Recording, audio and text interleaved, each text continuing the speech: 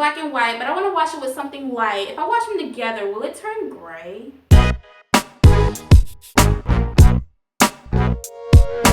What up, y'all? Nicole here to go help you thrive during college, and this is your freshman survival guide. And in this video, we're going to be talking about the hardest part about transitioning from high school to college. Before we hop in, make sure you give this video a huge thumbs up, subscribe to this channel, and hit the notification bell so you don't miss any more videos ever.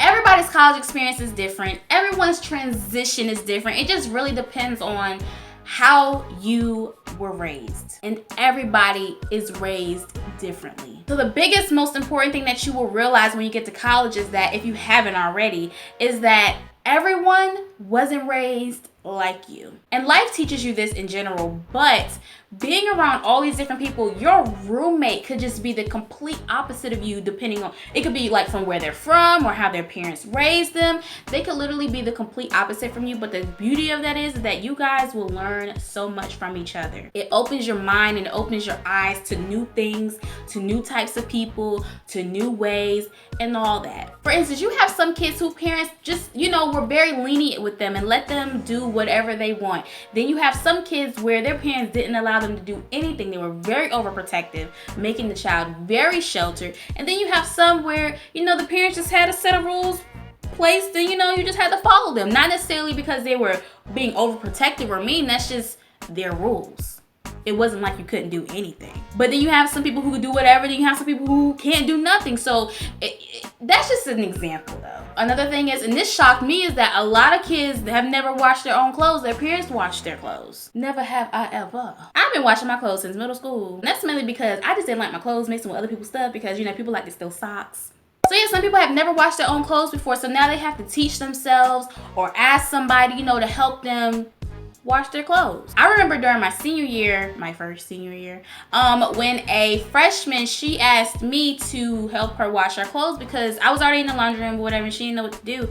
And she was just asking me, like, how much detergent do I put in? Where do I put it? She was asking me all these questions. I was like, oh my God, like, baby, come here, I got you. But yeah, that's just a couple examples of that. Another thing is that you have to learn how to live on your own. This is like, college is such a good transition place between your teenage years to your adult years.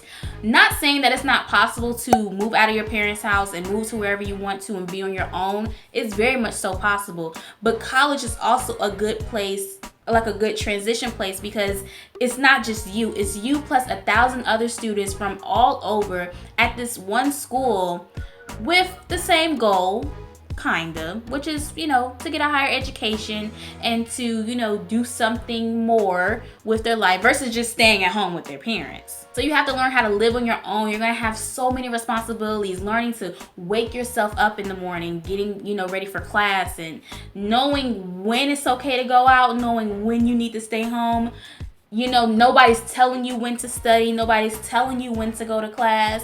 But when you think about how high that tuition is, take your butt to class. And just other responsibilities. So, that transition for some people, it just really may be hard just having to live on your own. And some people get homesick. They can't handle, like being away from home. And sometimes this is some people's first time being away from their parents for this long. So this is so new for a lot of people, and everybody's situation is different. Another thing with transitioning from high school to college is the workload. Now, when you think of college, you may think that you're going to get like a whole bunch of more work, but it's not just like the amount, it's not the quantity of work that you're getting, because really it's not like you have homework every night.